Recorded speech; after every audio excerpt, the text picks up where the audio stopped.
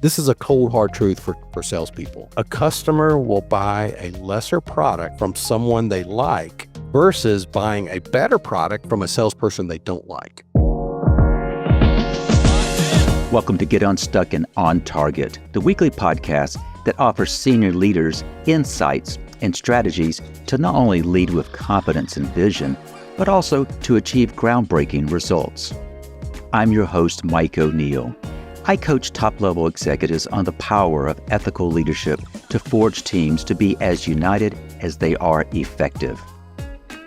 In each episode, join me for insightful conversations with leaders just like you, providing practical advice to help you get unstuck and propel you and your company forward.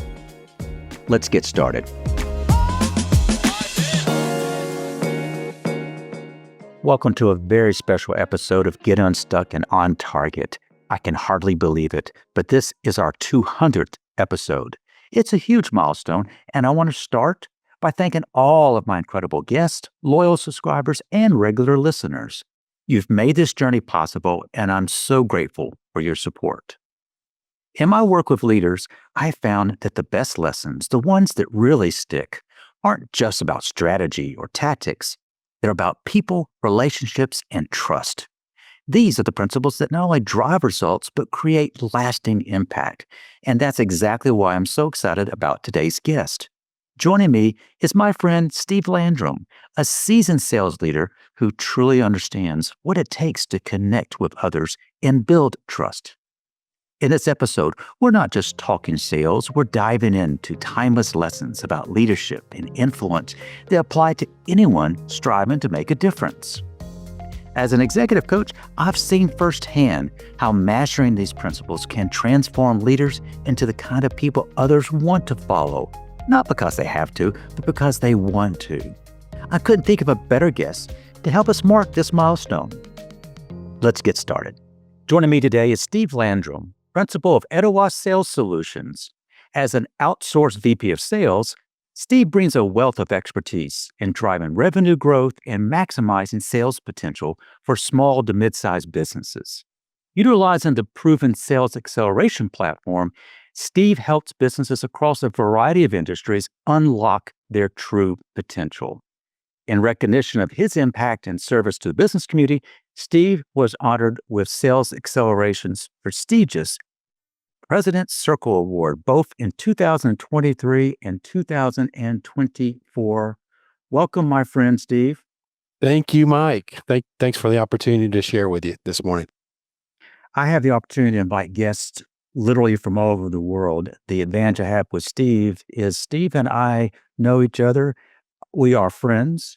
And therefore, I'm having a conversation with a friend, and I'm looking forward to this. Same here, man. Same here. I've been looking forward to being on your podcast for a while, and I always give you credit. You know, the networking group that we've shared for the past 3 years, you were always the very first one to say yes to it, and it's been a blessing being your friend.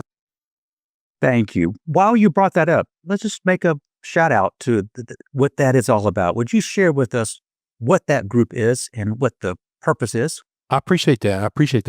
It's really been a true blessing. It's called Trust Integrity, and we meet in Northwest Georgia in Cartersville, Mike. And it's meant to be a senior level professional, for lack of a better phrase, board of directors around business people. So we want senior level professionals, and sometimes small business owners, or even larger business owners. It's lonely trying to lead companies. It is.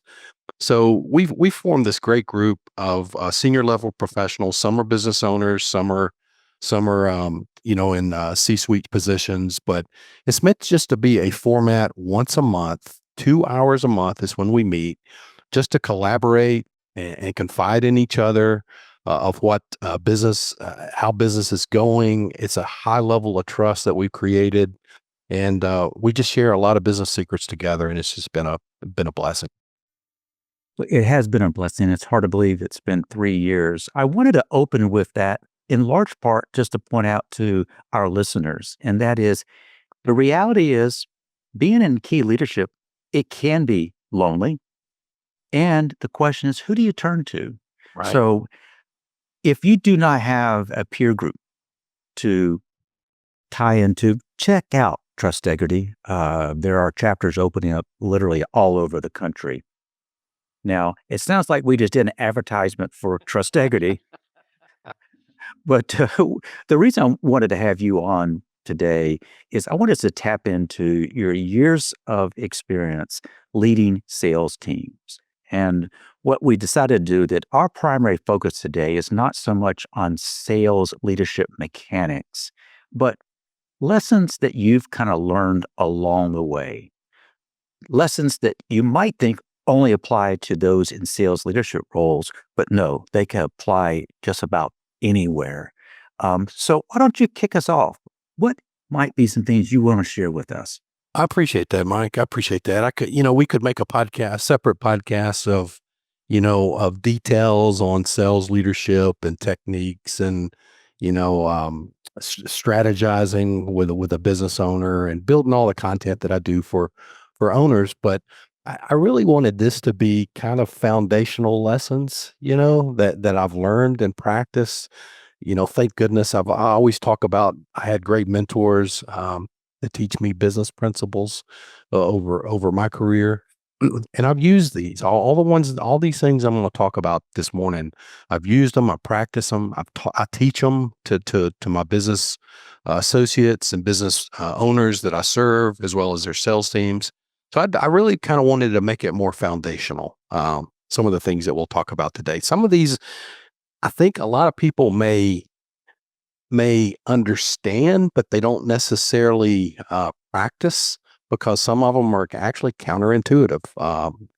Like the first one that I'd like to talk about, which is super foundational. Please. Yeah. So there's a concept out there. I can't really understand. I don't know who actually coined the phrase, but there's a phrase in business called "Are you a woo?" WOO, and it really means win others over. So it's a quality, it's a skill, and and everybody in business, Mike, has to have this quality to some extent, right? But the premise out there in business, especially young people, are that you got to open this first to win others over. And it's so counterintuitive that the principle behind being a woo is actually just opposite of that, counter to that.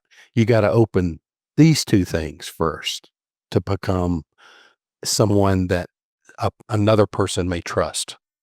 Now, may I point out for those listening, what Steve just did is he was referring first to his mouth and then to his ears. So thank you. Keep on Yeah. going. Yeah. Thank you. so, so do you happen to know when you meet somebody, say for the first time, you're trying to start up a conversation, maybe it's a business meeting. Do you know the sweetest word that a person can hear? Hmm. You got any idea? I think I may have heard this. I think I'd rather hear it from you. It's their name. Yeah. If you use their name over and over and over in the conversation, it immediately breaks down the first wall. That subconsciously, Mike, it tells that person, "Hey, this guy is interested in me, and he's interested in what I have to say."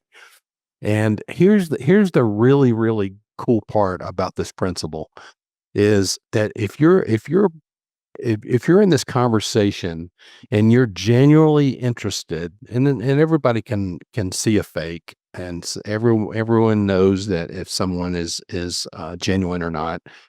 But if you're genuinely interested in getting to know the person and getting them to talk about themselves, whatever that is, their story, their likes, where they grew up, what town, it's great to do a little homework on that person before you speak with them. That you got some kind of common ground that you can talk about. But if you do that, here's the counterintuitive part about becoming a woo.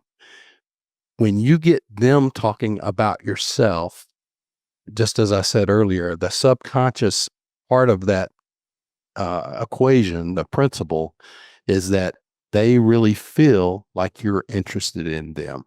Mm. And it's very, very counterintuitive because again, so many young people getting into business think I got to go and just talk. I got to go tell them who I am, what I do, all my products and services. But if you get that that recipient, that customer, that client, that person that you're trying to build a relationship with, whoever that is, talking first, it allows them to really kind of say, okay, this guy is genuine. This guy is interested in what I have to say before I even say anything about myself or my products or my services, my business.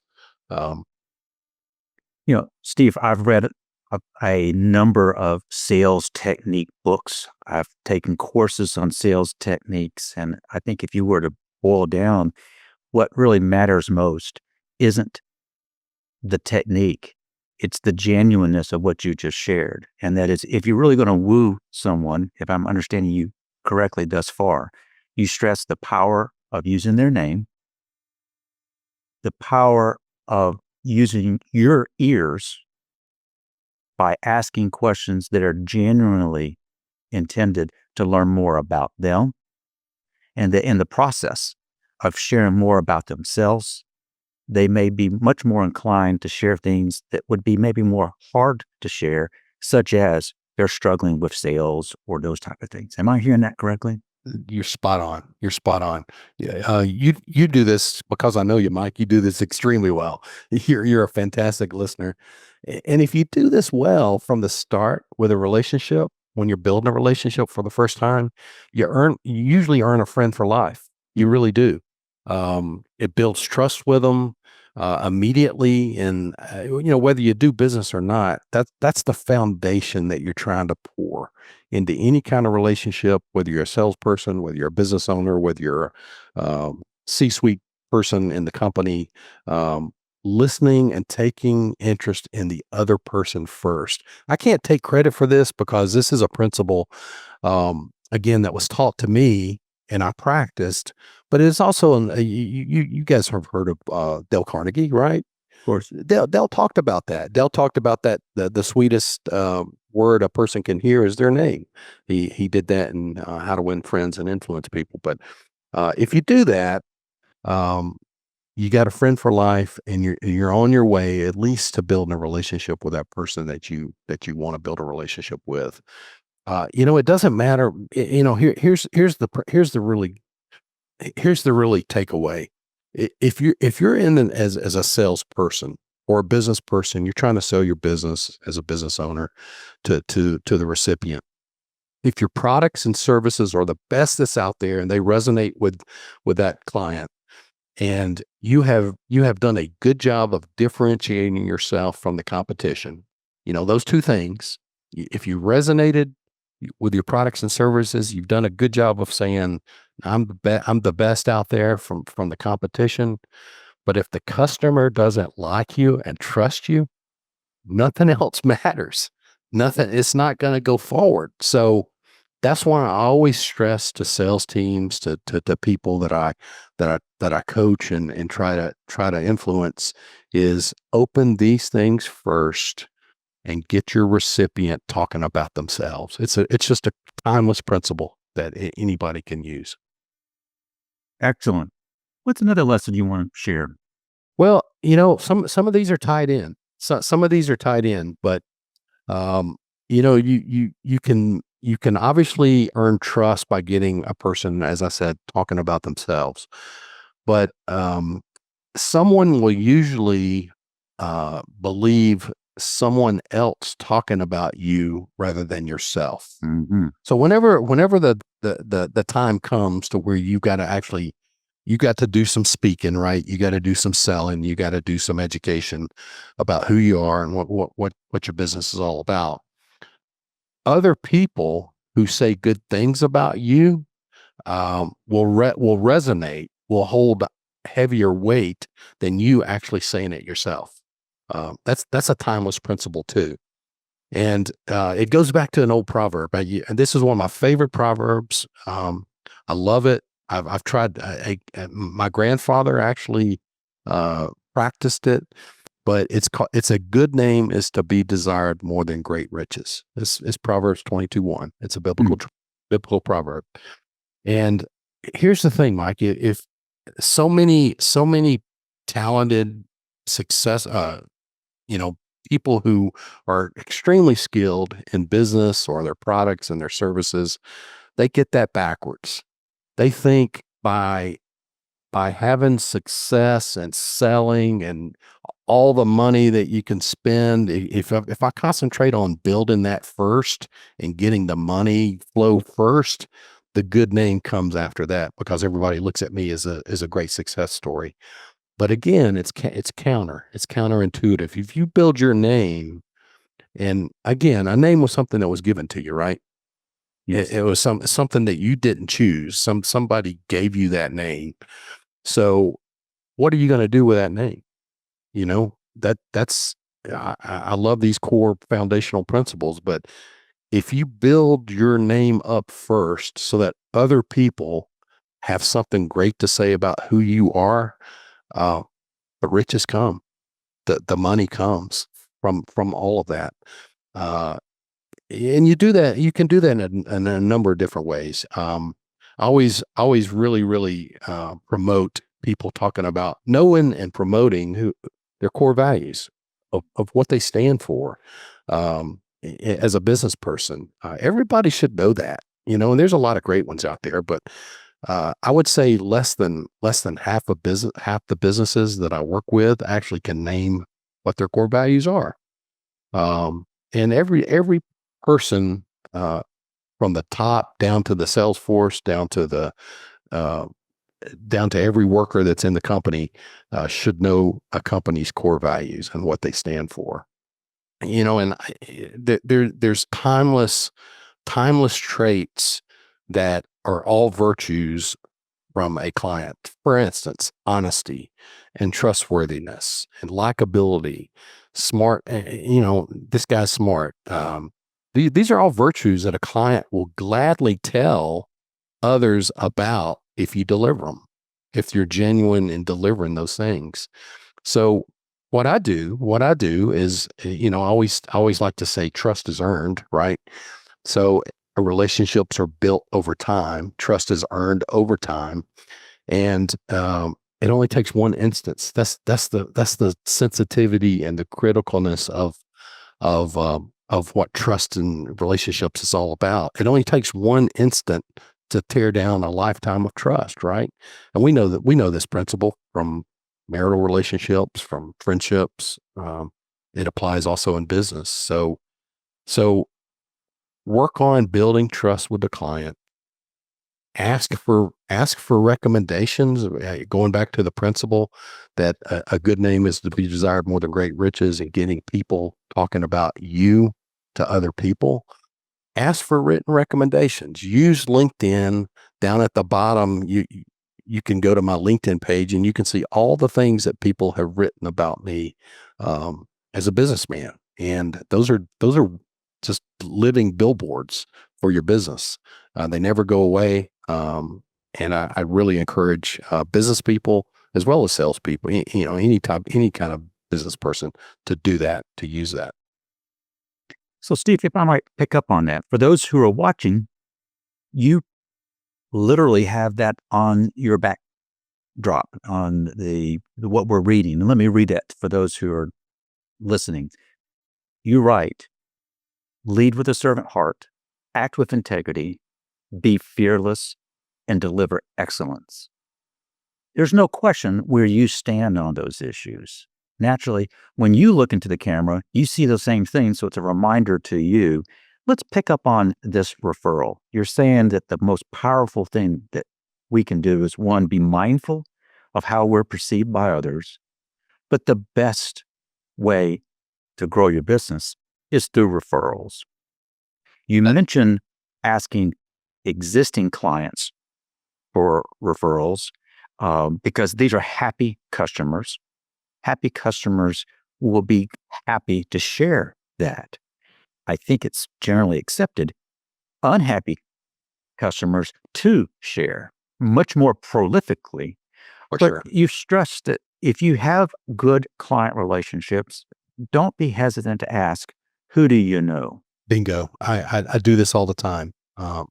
My and honestly, if you think about it, loyal customers who you've done a great job with, and you built all these principles and honesty and trust, you've delivered what you said you would deliver. Those customers or those relationships, it could be referral people, friends in business. Those become your second sales force. Mm. They really do. Um, it's just such a great feeling when you hear that somebody that you know talk to someone that you don't know about what you did. That's just such a great feeling that you have not only delivered, but you built all these things I've been talking about, the trust, the faithfulness, the trustworthiness, all of these things. But when you do that, you've got a second sales force out there actually delivering your products and services without you actually knowing that they're out there selling for you. Um, and that works for you all the time around the clock. These are great. Any more? Yeah. I've got how much time we got? We got 3 or We 4 probably hours? have time. Yeah, well, no, we don't. We probably have time at least for one, perhaps two more. Okay. Sounds great. This is a funny one. This is a funny one. And this one's geared towards salespeople. And I want to call out a friend of mine who was actually he had something to do with my sales success because I've been not only taking his sales classes over the years early in my career, but I've used him to train sales teams Mm. that I've managed as well, both in corporate life as well as my business now, uh, serving customers. But his name's Carl Henry, and this is a funny one that he taught me, but I've forgotten it. But for a salesperson or a business person, if a customer says that he or she is ready to do business with you right now, in other words, you've done your job. Mhm. Okay, you built this trust. Your products and services resonate with the client. You got the differentiation. He's ready. He's ready to go. He's ready to do business. And then you suggest either salesperson, business owner, that they stop and maybe think this over. It's probably time for you to get another job. Mm. It's probably you're in the wrong line of work if you need to tell the customer, hey, I'm not ready to receive your business. Why don't you think it over? We'll talk later. That actually happens. That Mm. actually happens. I'll never understand it. I'll never understand why a person would stop a willing client to take the next step with you. But if you delay a PO for whatever reason, a purchase order or a contract or for whatever reason that might be about, it's probably time for you to think about another line of work, another career. That's a funny one. That it is. Let me ask you, reflect on your rich sales leadership career. Think about a situation where perhaps either you or a customer or a client that you work with got stuck. And when did that happen? What did you do, Steve, to help them get unstuck? Well, I've always it's a good. I've got lots of examples of that, Mike. But one one one thing that was always taught to me from my mentors is it's okay if you do all the work and you come in second place. And I could name some companies that I could name literally over my career, hundreds of companies that I've come in second place, maybe thousands, as well as my sales team. And that's a form of getting stuck, right? You've done the work, you put the work in, uh, you know, blood, sweat, and tears. You built the relationship, and you still lose. Mm. You still lose. That's okay to come in second place if you've done the job of all these principles that I've talked about, because almost always you'll get another chance. Mm. If you've built that trust and you've built that relationship and the person likes you, um, they will almost always give you a second chance, and almost not every time, but a lot of times whoever is winning the business fumbles the football uh, more times than not. And that's your opportunity if you've done those things for that person to call you and give you that second opportunity. So again, counterintuitive. It's okay to come in second place if you've done a good selling job, because that customer will remember you and come back to you. Um, I've had it described to me the nature of sales. This is probably true for the nature in life, is you hear a lot more no's than you do yes. yes, But a no doesn't necessarily mean failure. That's what I'm hearing you say. A no could very well mean not now. But what I'm hearing you say is that it's not unusual that a no today is a yes later because you stuck to those principles that you've shared. that's exactly right, Mike. Here's a cold hard truth, and this ties into another principle that I was gonna speak about. This, what you're saying ties into this. This is a cold hard truth for salespeople. Sure. A customer will buy a lesser product from someone they like versus buying a better product that you may absolutely have from a salesperson they don't like. Mm. So whatever happens in that relationship of whoever won the business, if you've got that like factor, you've got that trust factor built, again, like I said, you'll almost always get a second chance. Um, and if you've truly got a superior product, that usually rises to the top versus someone who is buying from a lesser product. Um, even though they've got a likability factor built into that equation. But that's a cold hard truth that a lot of salespeople. I have played psychologist. I can't tell you how many times in life from salespeople who have lost deals because I've been fortunate enough to have some very, very high end products that we've sold over my career. Um, but the relationship was missing. The trust was missing. That foundational work that I spoke about earlier in the podcast is missing. So if it's there, you'll usually get a second chance, and a superior product. If you've got likability and trust built in, you'll eventually get your chance again. I can see why you've been as successful as you have been because you are likable. You do convey a sense of trust. You're not necessarily a slick talker. You're not twisting arms. And I think people pick up on that very, very quickly. I know I have just listening to you share lessons learned. Steve, if I could ask before we wrap up, could you share one final insight or a piece of advice with our audience that is something actionable or thought provoking that they can take away and apply to their own leadership or sales journeys? Absolutely. Remember what I said. I mean, we're all business people, and we're hopefully always going to be meeting people that we don't know. Right? That's how you grow business. You've got to build new relationship. That's what it's all about. But before you have that first meeting with someone, just do a little homework on that person. Find some kind of common ground that you can talk about in that first conversation to get that person talking about themselves. Something. Hometown, education, college they attended, wife that they married, something to get them talking first.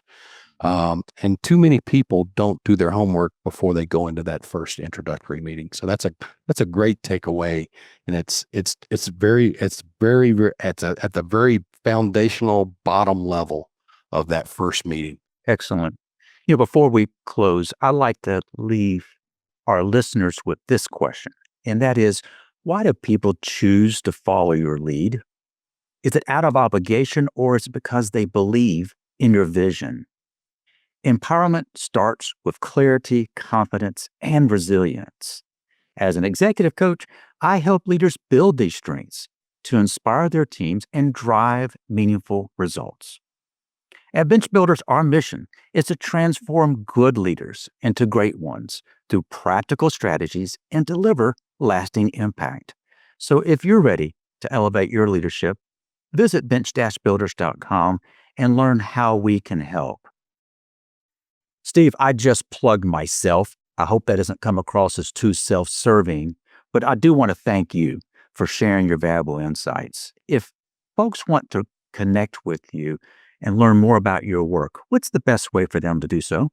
Yeah, Mike, you can find me easily on LinkedIn. All of my contact information's there. You can message me.